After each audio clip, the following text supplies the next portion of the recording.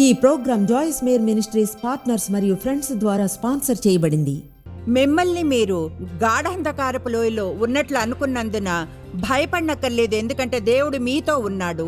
సరైన ఫలితం పొందడానికి కొంచెం సమయం పట్టవచ్చును, అయితే ఆయన రాకుండా ఉండే ఛాన్సే లేదు. సరైన సమయంలో వచ్చి విడుదల చేస్తాడు, ఒకవేళ మీరు వదిలి వెళ్ళిపోకుంటే.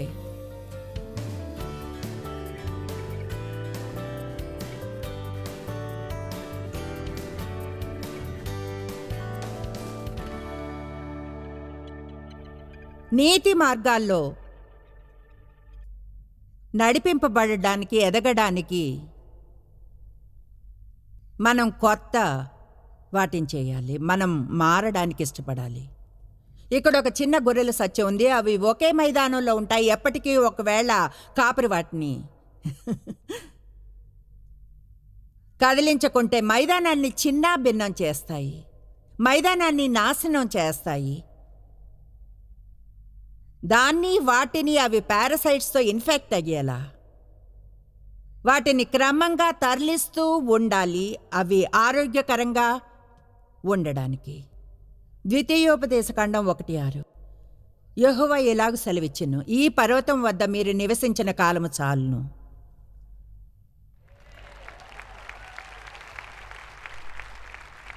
కమోన్, మీలో కొంతమంది అదే కంపు కొట్టే సమస్య చుట్టూ డాన్స్ చేస్తున్నారు.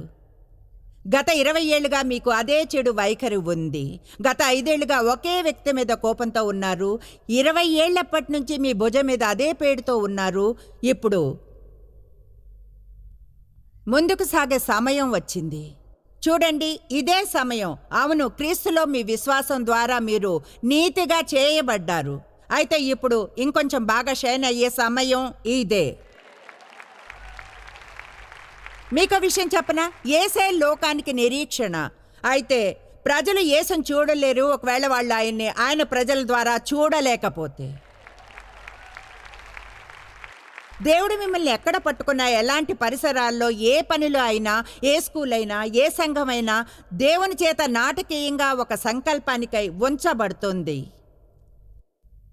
మీ సంకల్పం షైన్ అవడమే. కమాన్, దేవుడు నన్ను ఏం చేయమంటున్నాడో నాకు తెలీదు, నా పిలుపు ఏమిటో తెలీదు. షైన్.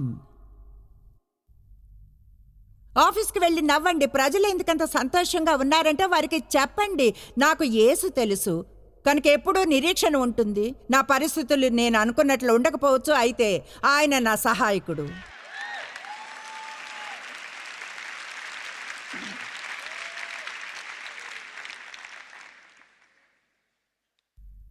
మార్పు ఎప్పుడూ కొత్త సవాళ్లను కోరుతుంది. దేవుడు ఆయన్ని అనుసరించాలి, కదలాలంటాడు. ఆయన కదలమన్నప్పుడు కదలండి, ఆగమంటే ఆగండి. కొన్నిసార్లు ఆగాలనుకుంటాం, ఆయన కదలమంటాడు. ఇప్పుడు అక్కడికి వెళ్ళడానికి మనకు టైం లేదు. అయితే సంఖ్యాకాండం 9వ అధ్యాయంలో మనకు ఒక గొప్ప ఉదాహరణ ఉంది. ఇశ్రాయేలీయులు అరణ్యంలోంచి వెళ్తుండగా ఒక మేఘం వారి మందిరాన్ని కప్పి ఉంచింది. పగటిపూట వారు ఒక మేఘం చేత నడిపించబడ్డారు. రాత్రి ఎందు అగ్ని చేత. మీరు గాని 9:15 నుంచి 22 వరకు చదివితే ఎంతో అందమైన వచనాలు. ముందుగా ఏం చెప్తుందంటే, కొన్నిసార్లు ఆ మేఘం ఒకరోజు ఉండేది, తర్వాత అది కదిలితే వారు కదిలేవారని. కొన్నిసార్లు అది రాత్రంతా ఉండిపోయేది, కొన్నిసార్లు చాలా రోజుల వరకు. వాళ్లకు తెలియదు దేవుడు ఎప్పుడు కదులుతాడు. అయితే ఆయన కదిలినప్పుడు వాళ్ళు కదలాల్సి ఉండేది. ఇప్పుడు దేంతో అయినా దేవుడు ఎప్పుడు ముగించాలి అన్నది ఎలా చెప్పగలరు? దేవుడు చాలా కాలం క్రితమే ముగించిన దేన్నో మీరు ఇంకా పట్టుకునే ఉండడంలో ఉన్న బాధ కంటే మరొకటి ఉండదు. గాడి పడేంత వరకు అదే చోట ఉండడానికి అలవాటు పడ్డారా? గాడిలో ఇరుక్కుపోయినట్లు ఫీల్ అవుతున్నారా? బయటకు రాలేనంతగా ఏదైనా కొత్తది కావాలా? కదలడానికి సోమరితనమా లేదా భయమా? మీరున్న చోట మీకు కావలసినంత లాభాన్ని ఇవ్వకపోయినప్పుడు మీరు కదలాలి, మీరు మారాలి.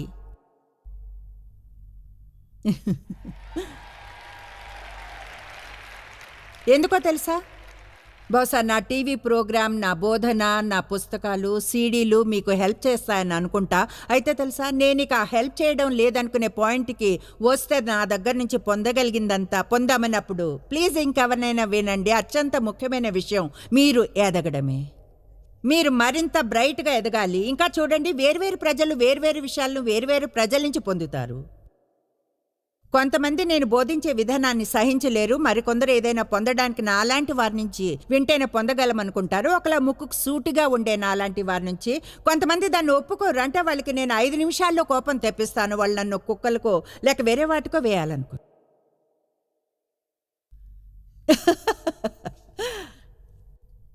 గాడిలో ఉన్న ఏదైనా ఉద్యోగంలో ఏళ్ల తరబడిగా ఉన్నారా? ఏ దారి లేని సమాధిలా మీకు కొత్త మైదానం కావాలా?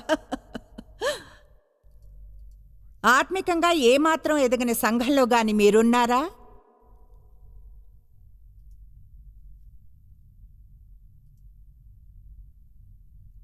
వావ్, మీరంతా మౌనంగా అయిపోయారు. ఇప్పుడు పూర్తిగా కమిట్ అయ్యాను. మీరు ఎదిగినంత కాలము ఎక్కడో ఒక చోట విశ్వాసంగా ఉండాలి. మీరు ఎక్కడ 100 ఏళ్ళు ఉన్నా నాకు అనవసరం. మీరు ప్రశ్నించుకోవాలి, మారుతున్నానా, ఎదుగుతున్నానా, సేవ చేస్తున్నానా, లేదా ఊరికే వెళ్ళి అక్కడ చోటుని ఆక్రమించి కూర్చుని వేడెక్కించి ఇంటికి వెళ్ళి తిరిగి చర్చికి, తిరిగి ఇంటికి, చర్చికి, ఇంటికి. గత 20 ఏళ్లుగా నాలో ఏ మార్పు లేకుండా 20 ఏళ్ల క్రితం ఉన్న అవే సమస్యలు ఇప్పుడు ఉన్నాయా? అయితే ఏదో లోపం ఉంది మీలోనో లేక ఆ చోట్లోనో. దాంతో మీకు ఇష్టమైంది చేయండి. మీ ఫ్రెండ్స్ మీరు మరింత పదునుగా మంచిగా అయ్యేలా చేస్తున్నారా? మంచి ప్రభావాన్ని చూపిస్తున్నారా? లేక మీకు మేయడానికి కొత్త ఫ్రెండ్స్ ఉన్న మైదానం కావాలా? నేను మీకేం చెప్తున్నాను, కొన్నిసార్లు మీరు అంటిపెట్టుకుని ఉండే వాళ్ళు మిమ్మల్ని క్రిందకు తోయగలరు. వావ్, తమ మీద ఒకలా దైవీకమైన అభిషేకం ఉన్న ఎవరి వద్దైనా నాకు ఉండాలని ఉంటుంది. ఫిర్యాదు చేసేవారికి దూరంగా ఉంటాను. సణిగేవారికి, గాసిప్ చేసేవారికి, ఏదో లోపం వెతికేవారికి నేనేమీ వినకూడదు. ప్రతి చోట ఏ లోపం ఉందన్న దాని గురించి తప్ప. నాకేదైనా సంతోషమైంది చెప్పండి. నీతి కలవాని మార్గము బహుశా సరైన చోట ఉండి సరైన సమయంలో సరైంది చేస్తూ ఉండడమే. కనుక విషయం ఏమిటంటే, అది నాకు తప్పైనది అవుతుంది. అయితే నేను అది తప్పైన చోట చేస్తుంటే అది నాకు తప్పుగానే అవుతుంది. నేను ఒక సంఘంలో ఉండేదాన్ని. 5 ఏళ్ళు చర్చిలో పనిచేశా. అక్కడే నా పబ్లిక్ పరిచర్య ఆరంభమైంది. ఆ 5 ఏళ్ళు ఎంతో అందమైనవి, ఎదిగిన సంవత్సరాలు. నాకెంతో బాధాకరమైనవి. అధికారం క్రిందకి ఎలా రావాలో నేర్చుకున్నా. ఎన్నో విషయాలు ఇప్పుడు వెళ్ళని వాటిలోకి. దేవుడు నాతో డీల్ చేయడం ఆరంభించాడు. అక్కడ నా పనిని ముగించాడు. తెలుసా, దేవుడు ముగించడం అంటే ఎంతో బాధగా ఉంటుంది. మీరు ఇంకా ముగించరు. కనుక నేను వెళ్ళలేదు. బయటకు వెళ్ళాలని దేవుడు చెప్పాడనిపించింది నా సొంత పరిచర్యల్లో ఆరంభించడానికి. అంతేకాని ఎదురు తిరిగే స్త్రీలా ఉండడానికి ట్రై చేస్తున్నానని కాదు. నాకు అనిపించింది దేవుడు నాకు పెద్ద ఏరియాని ఇవ్వాలనుకున్నట్లు. అక్కడ నేను ఎన్నడూ పొందలేనటువంటి పెద్ద వేదికను. ఎందుకంటే నేను ఇంకెవరి కోసమో పని చేశాను. వాళ్ళ దర్శనాన్ని పూర్తి చేయడానికి హెల్ప్ చేశాను. ఎంతో నిశ్చయిత కలిగింది. అయితే కదల్లేదని, ఎవరి ఫీలింగ్స్ని బాధ పెట్టను, ఎదురు తిరుగుతానని అనుకోకూడదని. నా మనసు నిండా నేనే ఉన్నానని ప్రజలు అనుకోకూడదు. బయటికి వెళ్ళి పడిపోవాలనుకోలేదు. అన్ని రకాల కారణాలు ఉన్నాయి. ఒకరోజు రాత్రి నేను మొదటి వరుసలో నా 2వ సీట్లో కూర్చుని ఉన్న. ప్రతి ఆదివారం నాడు కూర్చుంటా. 2 సర్వీసులకు కూర్చునే చోట ప్రతి మంగళవారం. ఎందుకంటే నాయకత్వపు టీంలో ఉన్నాను. అన్ని సర్వీసులకు వెళ్తాం. దేవుడు కేక వేసినట్లయింది. నా లోపల గట్టిగా వినగలిగాను, నువ్విక్కడ ఏం చేస్తున్నావు అనుకున్నాను. చర్చికి వెళ్తున్నాను. నేను చేసేది అదే. ఆ తర్వాత నా మనసులో అనిపించింది ఏమిటంటే, నువ్విక ఇక్కడ అక్కర్లేదు, నువ్వు మరొక చోట ఉండాలి. అదేదో నా లాభం కొరకు నేను ఉండాలనుకున్న చోట ఉండడం గురించి కాదు. దేవుడు నన్ను ఎక్కువ యూజ్ చేసుకునే చోట నేను ఉండాలి.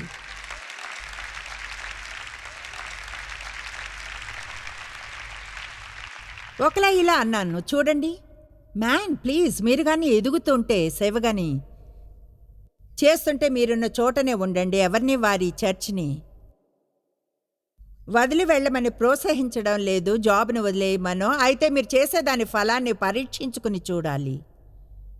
ఎదుగుతున్నారా అని, దేవుడు మీరు ఎలా ఉండాలంటాడో అలా అవడానికి హెల్ప్ చేస్తుందా అని.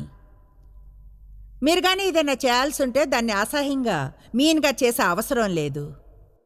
ఇప్పటికే దాదాపు 25 ఏళ్ల క్రితం వదిలి వచ్చిన చర్చిలోని పాస్టర్తో స్నేహంగా ఉంటాను. ఇప్పటికీ మంచి సంబంధం ఉంది, పనులు చేసే సరైన విధానం ఉంటుంది, తప్పు విధానం కూడా. అయితే తెలుసా, ఒకవేళ నేను కానీ అన్ని తప్పు కారణాలకు అక్కడే ఉంటే ఇప్పుడు చేస్తున్నది చేసుండేదాన్ని కాదు, ప్రపంచవ్యాప్తంగా ప్రజల్ని కలిసుండేదాన్ని కాదు. కనుక చెప్తున్నాను, దేవుడు గాని పవిత్రంగా తోస్తుంటే పరిశుద్ధాత్మ నాయకత్వాన్ని అనుసరించాలి. కొన్నిసార్లు అందరికీ అది నచ్చదు.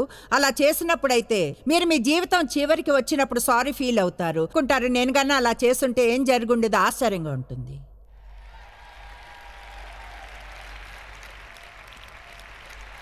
ఏదేమైతేనే ఎవరిని సమస్యలో పడవేను. మీరు వెళ్ళి కొన్ని పిచ్చి పనులు చేసి ఎంతమందికి నేను మీతో షేర్ చేసుకోవాలనుకునే మిగతా విషయం అర్థమైంది.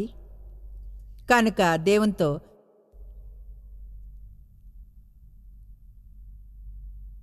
నా ప్రయాణం ఎంతో ఆసక్తికరంగా ఉంది, అందరిది ఉన్నట్లుగా. ఆ జీవితం ఎప్పటికీ ముగియని క్రమంలా ఉంది. వెళ్ళనిచ్చి దాన్ని పట్టుకుని ఉండడం, అధ్యయనం చేయడానికి ఫుల్ టైం జాబ్ను వదిలా, పరిచర్య కొరకు సిద్ధపడడానికి చేసిందంతా హోమ్ బైబిల్ స్టడీస్ని. జాబ్ను వదిలినప్పుడు దేవుడు మమ్మల్ని ఆర్థికంగా బ్లెస్ చేస్తాడనుకున్నా. మా ఆర్థికాల అద్భుతాలను చూస్తామని. అయితే 6 ఏళ్ళు వరకు దేవుణ్ణి మా సాక్స్ కొరకు నమ్మవలసి వచ్చింది, బిల్స్ పే చేయడానికి కావలసిన డబ్బుకై. మిగతా వాటన్నిటికీ సరైన పనిని చేశాను చెప్పాలంటే. వెనక్కి వెళ్ళినట్లయింది ముందుకు వెళ్లే ముందు. ఒకటి చెప్పనా, కొన్నిసార్లు మన కమిట్మెంట్ పరీక్షించబడుతుంది. బాల్యాన్ని వదిలి యవ్వనంలోకి వెళతాం, యవ్వనాన్ని వదిలి పెద్దవాళ్ళ అయిపోతాం, ఫ్రెండ్స్ని వదిలి కాలేజీకి వెళ్తాం, ఫ్రెండ్స్ని వదిలి ఇంటికి వెళ్ళి జాబ్ వెతుకుతాం, పెళ్ళవుతుంది, పేరెంట్స్ని వదిలేస్తాం, పిల్లలు పుడతారు, ఫ్రీడమ్ని వదిలేస్తాం. నేను ఇప్పుడు చెప్పిన వాటిని ఎంతమంది మిస్ కాలేదు? ఆమేన్. ఎక్కువ బాధ్యతను తీసుకుంటాం, మన పిల్లలు వెళ్ళిపోతారు, అప్పుడు సరికొత్త జీవితాన్ని జీవించాలి. పర్సనల్గా ఇప్పుడు నా జీవితంలో నాకు శరీరంలో రాకూడదు అనుకునే ముడతలను అనుభవించే చోట ఉన్నాను. ఎంతమంది వింటున్నారు? నిజంగా చెప్పండి. మీ మోకాలు చేసే పని చేయనన్ని మొరాయిస్తున్నా పట్టుకుని ఉండాల్సిందే. నిన్న కాక మొన్న అద్దంలో చూసుకున్నప్పుడు లేని మీ ముఖం మీద ముడతను భరించాలి. విషయం ఏమిటంటే, నేను ఆ పని సరైన విధానాల్లో చేస్తున్నానా లేక అనుకున్నట్లుగానా? ఏం చేయాలనుకుంటే అది చేస్తున్నానా లేక దేవుడు ఏం చేయమంటే అది చేస్తానా? ఒకవేళ మనం దేవుడు చేయమన్నది కానీ చేస్తే మనకెప్పుడు శాంతి ఉంటుంది. సరైనది చేయడం అంటే అద్భుతమైన విషయం. ఈరోజు ఒక కమిట్మెంట్ చేస్తే ఏమవుతుంది? దేవా, ఇప్పటి నుంచి నీ సహాయంతో నా మనసులో ఏది మంచిదనిపిస్తే అది చేస్తాను, దాని గురించి వాదించను, ఎలాంటి సాకులు చెప్పను, కేవలం చేయడానికి ఏది మంచిదని నమ్ముతానో దాన్నే చేస్తాను అని. ఎంతమందికి తెలుసు, షాపింగ్కి వెళితే వాళ్ళు మీకు ఎక్కువగా చేంజ్ని ఇస్తే ఉంచుకోవడం అంత సరైన పని కాదు అని? ఎంతమందికి తెలుసు, పచారీ సామాన్లు కొన్న తర్వాత ఆ బండిని పార్కింగ్ ప్లేస్ మధ్యలో ఎవరికారకు ఆనించి వదిలివేయడం మంచి పని కాదు అని? చూసారా మీరు ఎంత తెలివైనవారు? ఎంతమందికి తెలుసు, మీరు ఆఫీసులో కూర్చుని ఇంటర్నెట్లో ఆడడం మంచి పని కాదని మీ బాస్ చూడనప్పుడు? సగం మందికి ఆ విషయం తెలుసు. ఈనాటి సందేశాన్ని తిరిగి సరిచేయాలా నేను? దాని పేరు నిజాయితీ. విచారకరం, చాలా మందికి అదేమిటో కూడా తెలీదు. మనం ఏది మంచో దాన్నే చేయాలి, ఎందుకంటే అది మంచి కనుక, ఎందుకంటే అది దేవుణ్ణి మహిమపరుస్తుంది. మనం మంచినే చేసినప్పుడు ఫలితాన్ని దేవునికే వదిలివేయాలి. ఫలితాలు వెంటనే రావు. నిజాయితీగా ఒకవేళ నీతికి కమిట్ అయ్యారని అపవాది చూస్తే అతను మిమ్మల్ని హింసించడానికో మార్గాన్ని వెతుకుతాడైతే నిలకడగా ఉంటే చివరికి ప్రతిఫలాన్ని పొందే చోటుకు వస్తారు. అదెంతో అద్భుతంగా ఉంటుంది. దాని గురించి ఎలా ఆలోచించాలో కూడా తెలీదు. తెలుసా, వినండి, నేను అనుభవించిన కష్టాలను చూసినప్పుడు పోగొట్టుకున్న ఫ్రెండ్స్ నేనున్న చర్చి నుంచి వెళ్ళిపోమనడం, నన్ను చూసి నవ్వుకోవడం అవన్నీ కూడా అంటే ఎంతో బాధాకరంగా ఉండేది. అయితే తెలుసా, దేవుడు విశ్వాసపరుడు. ఏం చెప్తున్నాను? నేనింకా ఇక్కడ ఉన్నాను, ప్రజలకు హెల్ప్ చేస్తున్నాను. ఇప్పుడు సంతోషకరమైన జీవితం ఉంది అంటే నాకు 71 ఏళ్ళు, ప్రపంచం అంతటా తిరుగుతున్నాను.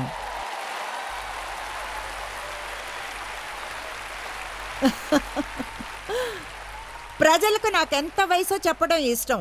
ఎందుకంటే మీరు చూడాలి, బాహ్య పురుషునికి వయసు అయిపోతున్నా మీ అంతరంగ పురుషుడు ప్రతిరోజు నూతనీకరించబడతాడని, దేవుని కోసం ఏదైనా గొప్పగా చేయడానికి వయసు అయిపోలేదని. మీకు వయసు అయినా చెడుగా ఫీల్ అయ్యి ఎక్కడో ఈజీ చైర్లో కూర్చొని అవసరం లేదు. గతంలో కంటే ఇప్పుడు ఎక్కువ రెస్ట్ కావాలి, జ్ఞానాన్ని యూజ్ చేస్తాను. అయితే ఒక పాయింట్ చెప్తున్నాను, పూర్ణ మనసుతో ఎంతగా దేవుణ్ణి సేవిస్తే, ఏది మంచిదో దాన్ని నిజంగా చేస్తే అది మంచిది కనుక మీరు మీ జీవితంలో ఎన్నో విధాలుగా లాభాలను చూడగలరు. మీకు తెలుసా ఎంత భయంకరంగా ఉంటుందో ఈ నస పెట్టే ఫీలింగ్ ఉండడం అనేది? అంటే ఏం చేయాలో అది చేయరు, కానీ ఏదేమైనా చేయకూడదే చేస్తూ ఉంటారు. అంటే అది మీ జీవితాన్ని పీల్చివేస్తుంది. మీరు సరైనదే చేస్తున్నారని తెలుసుకోవడం అద్భుతంగా ఉంటుంది. చూడండి, షడ్రకు, మేషాకు, అబేద్నెగోలు ఎవరైతే సరైనది చేశారో దానికి మంచి ఉదాహరణ. అది చేదుగా మారినట్లు అనిపిస్తుంది. అంటే వాళ్ళు అగ్నిగుండంలోకి వెళ్ళడానికే తీర్మానించుకుంటారు. దుష్టుడైన అదైవికమైన రాజుకు తల వంచడం కంటే వాళ్ళు సరైన ఎంపికను చేసుకున్నారు. వాళ్ళని అగ్నిగుండంలో వేశారు. వారి ప్రతిఫలం, రాజు గుండంలోని అగ్నిని 7 రెట్లు పెంచాడు. అయితే ఊహించండి, దానియేలు గ్రంథాన్ని చదివితే అదెంతో అద్భుతమైన కథ. ఒకవేళ మీకు అది తెలియకుంటే, రాజు అగ్నిగుండంలోనికి చూసినప్పుడు అగ్నిని చూశాడు, మంటలు చూసి అన్నాడు, ఒక్క నిమిషం, 3 లోపలికి వెళ్ళారు, కానీ నాకు 4వ వ్యక్తి కనిపిస్తున్నాడే.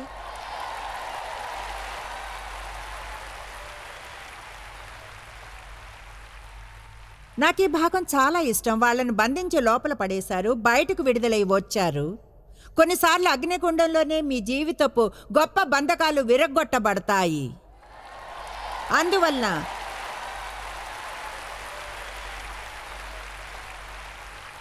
అంటే అది ఆ కాలంలో నా ఫ్రెండ్స్ అందరూ వదిలేశారు. ఎవరికి నాతో ఎలాంటి పని లేదు. నిజంగా నేను దేవుణ్ణి తెలుసుకోవాలి.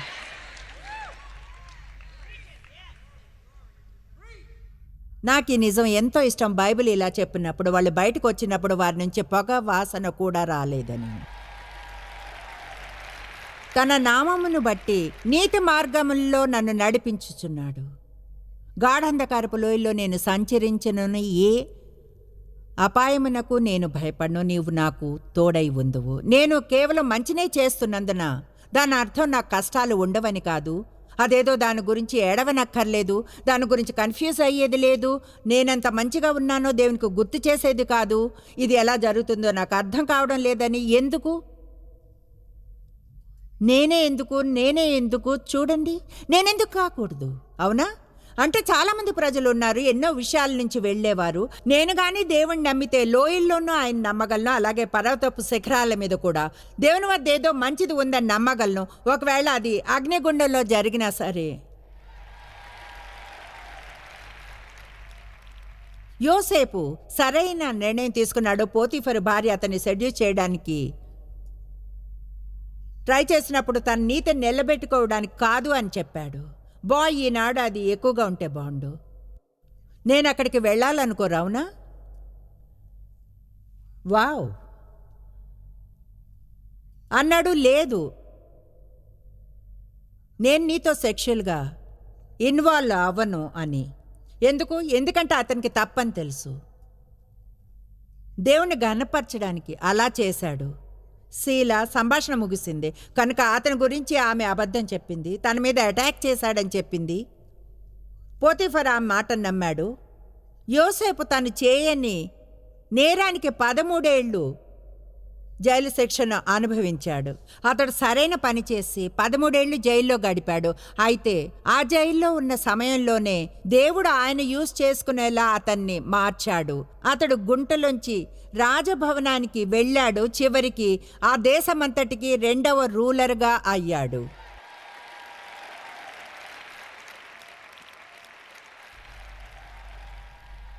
దానియేలు సింహాల గుహలో ఎన్నో గొప్ప కథలున్నాయి. దానియేలు నిజాయితీ కల మనిషి. రాజ్యపు ప్రధానులు, సేనాధిపతులు, అధిపతులకు అతనంటే అసహ్యం. అతడు రాజ సహాయాన్ని పొందాడు. తెలుసా, ఒక దుష్టరాజు కూడా మీరంటే ఇష్టపడగలడు, ఒకవేళ నిజాయితీ కల వ్యక్తి అయితే. కనుక వాళ్ళకు తెలుసో దానియేలుని ఎప్పుడైనా ట్రిప్ చేసి అతన్ని రాజుతో సమస్యలో పడవేయాలి అంటే ఒకలాంటి నియమాన్ని చేయాలి, అతన్ని దైవికమైన కమిట్మెంట్ని ఇన్వాల్వ్ చేసేలా అది అతను బ్రేక్ చేయలేడు, ఎందుకంటే దేవునికి మహిమని ఇస్తాడు. రాజు ఈ నియమాన్ని చేసేలా చేశారు. 30 దినముల వరకు నీ వద్ద తప్ప ఏ దేవుని ఎదుటైనా, మానవుని ఎదుటైనా ఏ మనవి చేయకూడదు. ఎవడైనా చేశాడంటే వాడు సింహాల గుహలో పడదోయబడతాడు. దానియేలుకు అనుదినము 3 సార్లు ప్రార్థించే అలవాటు ఉంది. అతను యథాప్రకారంగా కిటికీలు తెరిచి 3 సార్లు ప్రార్థించసాగాడు. బైబిల్ ఇలా చెప్పడం నాకు ఇష్టం. కిటికీలు తెరుచుకొని అతను ఇలా అనలేదు, ప్రార్థన చేస్తూనే ఉంటాను నెమ్మదిగా, పట్టుబడకుండా. ఖచ్చితంగా అతడు సింహాల గుహలో పడవేయబడ్డాడు. రాజు ఆ విషయం గురించి అతనికంటే ఎక్కువగా చింతించాడు. రాజు రాత్రంతా మేలుకునే ఉన్నాడు. తప్పు చేసినప్పుడు ఎవరికి నిద్ర పట్టదు. బైబిల్ అనుసారంగా ఎలాంటి ప్రూఫ్ లేదు. దానియేలు సింహాల గుహలో రాత్రంతా నిద్రపోయాడని నేను కొన్ని చిత్రాలు చూశాను. అతను పడుకుని ఉండడం, కునుకు తీయడం. తర్వాత 2వ రోజు ఉదయాన రాజు లేచినప్పుడు దానియేలు ఇంకా బ్రతికి ఉండడం చూస్తాడు. ఎంతో ఉత్సాహపడతాడు. ఓ, నీ దేవుడు నిన్ను రక్షించడానికి వస్తున్నాడు అన్నాడు. నా దేవుడు వచ్చే సింహపు నోరు మూసి నన్ను విడుదల చేశాడు. కనుక చూడండి, మీరు మంచి పని చేస్తే దానికై శిక్షించబడతారు. అయితే దేవుడు వచ్చి సింహపు నోరు మూస్తాడు.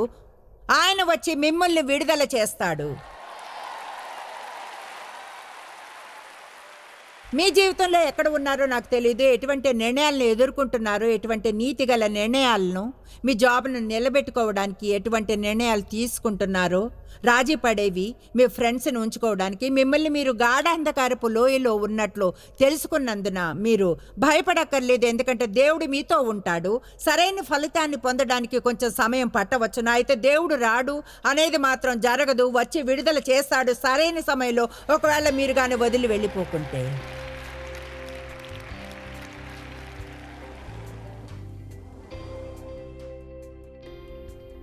మనందరి జీవితాల్లో మనం కావాలనుకునే కొన్ని విషయాలుంటాయి. దేవునితో మనం ఇలానే పాయింట్కి రావడం చాలా గొప్ప విషయం. నువ్వు కోరుకునేది నాకు కావాలి, నేను కోరుకునే దానికంటే కూడా ఎంతో ఎక్కువగా, ఎందుకంటే నీ చిత్తం నా కోసం ఇప్పుడు శ్రేష్టంగా ఉంటుంది. మనం ఆ పాయింట్కి వచ్చినప్పుడు, దేవుని నుంచి లేదు అని విన్నప్పుడు, అప్పటికీ దాన్ని మంచిగానే చూడగలం. ఆయన మన కాపరి, మంచి కాపరి. ఆయన కీర్తనలు 23 అత్యంత పాపులర్ అయిన వచనాల్లోని సెక్షన్. బహుశా బైబిల్లో నిజంగా ఎక్కువగా బైబిల్ గురించి తెలియని ప్రజలు కూడా ఎక్కువగా కీర్తనలు 23 తెలుసు. ఒక నాన్ రిలీజియస్ వాతావరణంలో పెరిగింది కెనడాకు చెందిన అమాండా బాల్యం నుంచే డిప్రెషన్లో ఎదగడాన్ని చవిచూసింది. ఆమె తనకు ప్రియమైన వారితో కలిసి జీవిస్తున్న ఓపెన్ మైండెడ్ ఫ్యామిలీ అయినా ఏదో మిస్ అవుతున్నట్లు ఫీల్ అయ్యేది. ఆమె ఇలా వ్రాసింది, నాకు డిప్రెషన్ ఈ ప్రపంచం వల్లనే కలిగింది. నేనంటే నాకే అసహ్యం. ఏళ్ల తర్వాత ఒక క్లయింట్ ఇంట్లో పనిచేసేదాన్ని. అక్కడ ఒక రేడియో స్టేషన్ ఫ్రీక్వెన్సీని ఎంచుకునేలా మేనేజ్ చేయగలిగాను. ప్రోగ్రాంలో జాయిస్ మేయర్ వాయిస్ వినిపించేది. ఒకసారి సడన్గా ఏదో క్లిక్ అయింది. ఇంటికి వెళ్ళి జాయిస్ మేయర్ వెబ్సైట్లో 12 కంటే ఎక్కువ వీడియోలను చూశాను. నా జీవితమంతా విశ్వాసపు ఔటర్ లిమిట్స్లోనే గడిపాను. నా బుర్రలో సడన్గా ఒక స్వరం ఇలా వినిపించింది, ఇదే సమయం. నన్ను క్రీస్తు వద్దకు నడిపించిన పరిచర్యకు థ్యాంక్స్ చెప్పాలనుంది. జాయిస్ మేయర్ మినిస్ట్రీస్తో పార్ట్నర్ అయినందుకు సంతోషం. సువార్తను వ్యాపింపచేయడానికి సహాయపడుతూ మా వెబ్సైట్ యావరేజ్గా మా షోని ఆన్లైన్లో చూడగా నెలకు 4 మిలియన్ల విజిట్స్ ఉంటాయి. డైలీ డివోషనల్స్ని చదువుతూ ఇంకా ఎన్నో విశ్వాసాన్ని పెంచే విషయాలను చేస్తూ నిజంగా అదొక గొప్ప అవకాశము. ఈరోజు దేవుడు సాధ్యమయ్యేలా చేసిన మీడియాతో మేమెంతో మందిని చేరగలుగుతున్నాం. నిజంగా ఇదొక చారిత్రాత్మకమైన సమయం ప్రజలకు క్రీస్తు యొక్క జ్ఞానం గురించి తెలియచేయగలుగుతున్నందుకు. కనుక మిమ్మల్ని అడుగుతున్నాను, మీరు ఈ ప్రజలను రీచ్ అవ్వడానికి మాతో పార్ట్నర్ అవుతారా అని మీరు కానీ జాయిస్ మేరీ మినిస్ట్రీస్తో ఫైనాన్షియల్ పార్ట్నర్ అయితే క్రమంగా ఇస్తూ ఉంటే అది మాకెంతో విలువైనది. తప్పిపోయిన ఆత్మలను రీచ్ అవడంలో, ప్రజలు తమ విశ్వాసంలో ఎదగడానికి హెల్ప్ చేయడంలో మీరు ఇన్వాల్వ్ అయ్యారని తెలుసుకుని ఆనందించగలం. మీకు కావాల్సిన ఇన్ఫర్మేషన్ని ఇస్తాం. ప్రార్థనాపూర్వకంగా రెగ్యులర్ ఫైనాన్షియల్ పార్ట్నర్గా అవడం గురించి ఆలోచించమని. నా దగ్గర ఎక్కువగా లేదా అని ఫీల్ అవ్వకండి. ఏదైనా ఏమీ చేయకుండా ఉండడం కంటే ఎంతో మంచిది. మీరు ఇస్తూ ఉండగా నేను నమ్ముతా దేవుడు ఆయన వాక్యంలో ఉన్న వాగ్దానాల ప్రకారంగా ఆర్థికంగా మిమ్మల్ని బ్లెస్ చేస్తాడు అని. దాని గురించి ప్రార్థించి యాక్షన్ తీసుకున్నందుకు థ్యాంక్స్. God bless you.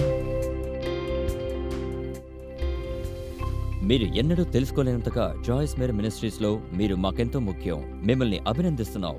మా ప్రపంచవ్యాప్తపు మినిస్ట్రీ సాధ్యం అయ్యేలా చేసే మా ఫ్రెండ్స్ మరియు పార్ట్నర్స్ కి థ్యాంక్స్. అందరం కలిసి ఆకలిగొన్న వారికి భోజనం పెడుతున్నాం, బీదలకు బట్టలు ఇస్తున్నాం, సువార్తను దేశాలకు చాటుతున్నాం. మమ్మల్ని కాంటాక్ట్ చేయండి లేదా joycemery.org ఈ రోజే విజిట్ చేయండి. మీ ప్రార్థన విన్నపాలను కొరకు అలాగే మరిన్ని సాధనాలను గురించి తెలుసుకోండి. జాయిస్ మేరీ షెడ్యూల్ని చూసి భాగస్వామిలో భాగమవ్వండి, క్రీస్తు ప్రేమను ప్రపంచమంతటా పంచుకోవడానికి.